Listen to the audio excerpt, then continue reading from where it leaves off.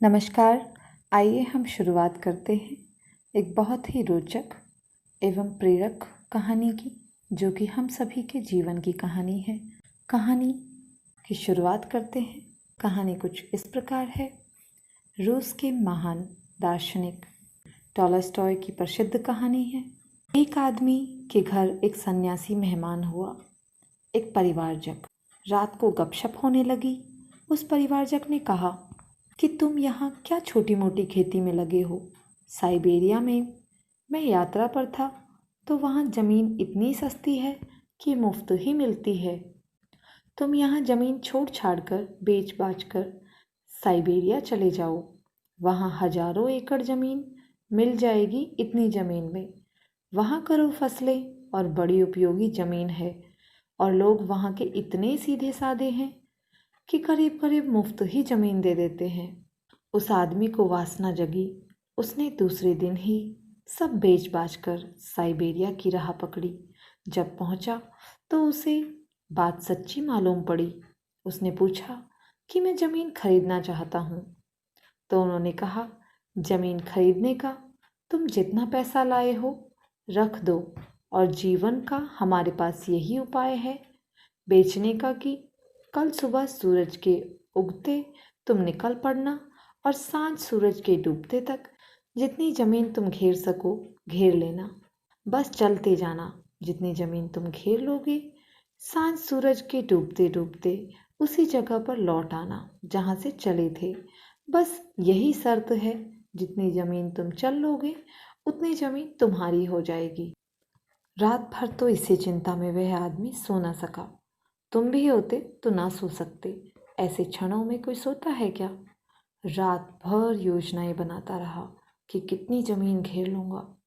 सुबह होते ही भागा। गांव इकट्ठा हो गया था। सुबह का सूरज उगा, वह भागा। उसने साथ अपनी रोटी भी ले ली थी, पानी का भी इंतजाम कर लिया था। रास्ते में भूख लगे प्यास लगे तो सोचा था चलते ही चलते खाना भी खा लूँगा, पानी भी पी लूँगा। रुकना नहीं है, चलना क्या है, दौड़ना है। दौड़ना शुरू किया, क्योंकि चलने से तो आधी ही ज़मीन कर पाऊँगा, दौड़ने से दोगुनी हो सकेगी। भागा और भागा। सोचा था कि ठीक 12 बजे लौट पड़ूंगा ताकि सूरज डूबते डूबते पहुंच जाऊं। 12 बज गए। मीलों चल चुका है, मगर वासना का कोई अंत है। उसने सोचा कि 12 तो बज गए, लौटना चाहिए, लेकिन सामने और उपजाऊ ज़मीन थोड़ी सी और घेर लूँ। जरा तेज़ी से दौड़ना पड़ेगा लौटते समय। इतनी ही सी तो बात है, एक ही दिन की तो बात है, और जरा तेज़ी से दौड़ लूँगा। उसने पानी भी ना पिया, क्योंकि रुकना पड़ेगा उतनी देर। एक दिन की ही तो बात है, फिर कल पी लेंगे पानी, फिर जीवन भर पीते रहेंगे। उस दिन उसने खाना भी ना खाया। रास्ते में उसने खाना भी फेंक दिया, पानी भी फेंक दिया, क्योंकि उनका वजन भी ढोना पड़ रहा था, इसलिए दौड़ ठीक से नहीं पा रहा था। उसने अपना कोट भी उतार दिया, अपनी टोपी भी उतार दी। जितना निर्भर हो सकता था हो गया। 1 बज गया, लेकिन लौटने का मन नहीं होता, क्योंकि आगे और सुंदर भूमि आती चली जाती है। मगर फिर लौटना ही पड़ा। 2 बजे तक वह लौटा। अब घबराया, लेकिन ताकत तो चुकने के करीब आ गई थी। सुबह से दौड़ रहा था, हाँफ रहा था, घबरा रहा था कि पहुंच पाऊंगा सूरज डूबते तक कि नहीं। सारी ताकत लगा दी, पागल होकर दौड़ा, सब दांव पर लगा दिया, और सूरज डूबने लगा।